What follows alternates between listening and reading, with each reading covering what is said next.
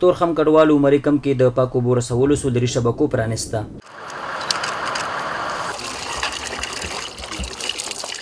د پرانیستې په مراسمو کې د ننګرهار مرستیال والي مولوي سید احمد بنوري وویل تورخم عمري کم کې پاکو اوبو ته جدي اړتیا وه چې د دې شبکو په جوړېدو سره د ستونزه حل شوه.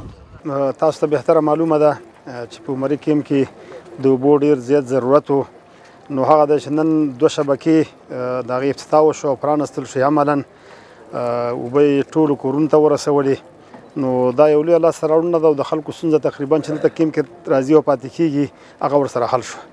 د ننګرهار کلي بیرغونې او پراختیا رئیس مولوي قسمت الله مبارز وایي دا شبکې د یونیسف ادارې په 9.3 میلیونه افغانیو مالي مرسته جوړې شوي چې د 50,000 لیترو په ظرفیت 2 د اوبو ذخیرې لري.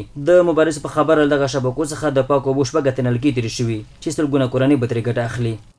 دلته 2 شبکې نیول شوي دي چې د یونیسف په مالي لګښت او د انکشاف اتحاد د چتر لاندې جوړیږي. 50,000 لیټره 2 ډیګۍ دي او تقریبا په دې کې 80 شیردانونه لګېدلي دي او په یوه شبکه کې 18 سولري لګېدلي دي او په بله کې 11 سولري لګېدلي دي او 9.3 میلیونه افغانۍ لګښت ورباندې راغلی ده. نو انشاءالله د دې پروژې په جوړېدو سره به دغه مهاجرینو د اوبو ستونزه حل شي.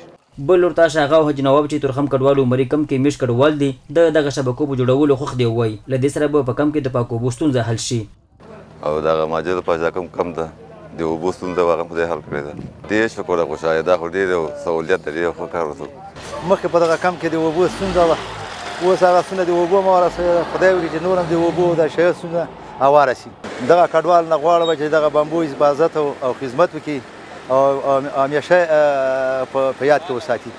د یادونې وړ ده چې له دې وړاندې هم د ننګرهار کلي بیرغونې او پراختیا ریاست د همکارو مؤسسو په مالي مرسته یو شمېر ولسوالیو کې د پاکو اوبو رسولو ګڼې شبکې ګټې اخیستنې ته سپارلې دي.